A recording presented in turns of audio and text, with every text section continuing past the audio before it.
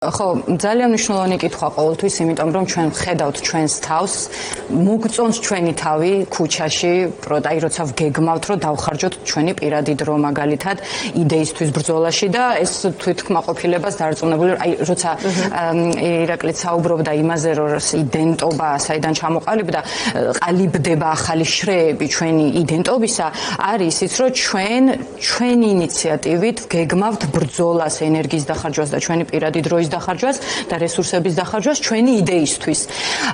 ამის საპირწონედ არასდროს არ უნდა გავაკეთოთ ნაკლები შეფასება, underrates, რასაც ვეძახით, იმისა, ხო, ნაკლები აღქმა, იმ სიმძაფრის ნაკლები აღქმა, რა სიმძაფრითაც მაგალითად მზად არის და მზად აღმოჩნდა, ჩვენ ნახეთ ნოემბრის ბოლოს, დეკემბრის დასაწყისში, მზად აღმოჩნდა, რომ ერთგვარ ვაბანკზე წასულიყო, არ ვიცი ეს იყო შიდა პანიკის ბრალი იქით, არ ვიცი ჯერჯერობით, არ ვიცით, გამოჩნდება დარწმუნებული ვარ, სცენარი რასაც გვაჩვენებს, როგორ მოქმედებასაც გადაწყვეტს ახლა ამ ეტაპზე დე-ფაქტო მართველი პარტია, გამოჩნდება რამდენად დაუგეგმავი ან დაგეგმილია ის, რასაც რამ მიდგომებსაც ის იყენებს.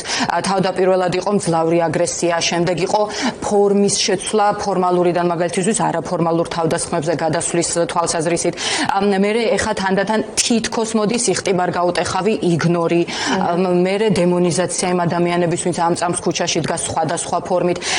ეს ყველაფერი აუცილებლად მხოლოდ არის დაფუძნებული პროპაგანდაზე და არა იმ ძირითად ღირებულებაზე და იდეაზე, რომელსაც ჩვენ მაგალითად პროდემოკრატიული ჯგუფები ვეძახით ხოლმე განსხვავებულ აზრს, ხო? განსხვავებული აზრის განსახილველად მრგვალმაგიდასთან დაჯდები და არგუმენტებით იჭიდავებ, მოდი ასე ვთქვათ, ყველანაირი თავისი პოზიტიური და ხანდახან ნეგატიური გაგებითაც. ამ ეტაპზე ჩვენ გვაქვს ჩვენს წინ რასაც უყურებთ, ჩვენ მიმართ ჩვენს გასანადგურებლად მომართული მეთოდები, კიდევ ერთხელ ვამბობ, ნამდვილად არ ვიცით, არავინ მე მგონი ჯერჯერობით, რამდენად დაგეგმილი, გათვლილი, მიზანმიმართული, პანიკური, სპონტანურია ეს ყველაფერი.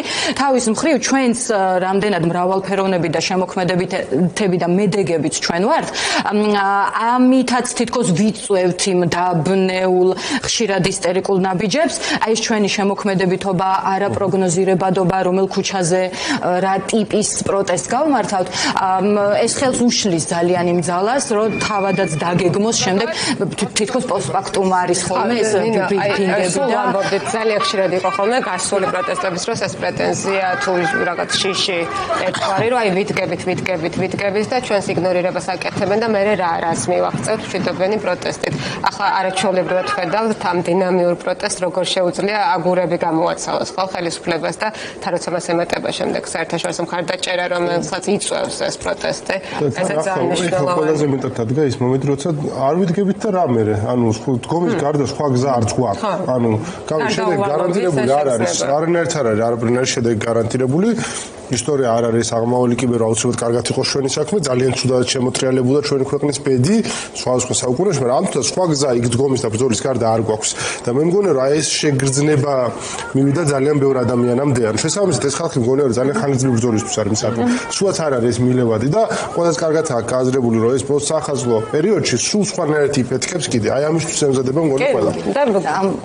კი, ამ ყველაფრის ფონზე აი მეორე მხარეც, როდესაც ჩვენ ვამბობთ იგნორის შესახებ, აი ლეგენდარული სიტყვა პასუხი სალომე ზურაბიშვილისა და ერთ-ერთი უცხოელი ინტერვიუერის, ასე ვთქვათ, რომ რას იზამთ თუ ისინი დაგაიგნორებენ და ჩვენც დავაიგნორებთ. აი ეს უნდა გავიაზროთ კარგად, ჩვენ როგორ შეგვიძლია ჩვენს იგნორის ჩვენ სცენარში შევიდეთ, ასე ვთქვათ, და დავაიგნოროთ მაგალითად მათი იგნორი.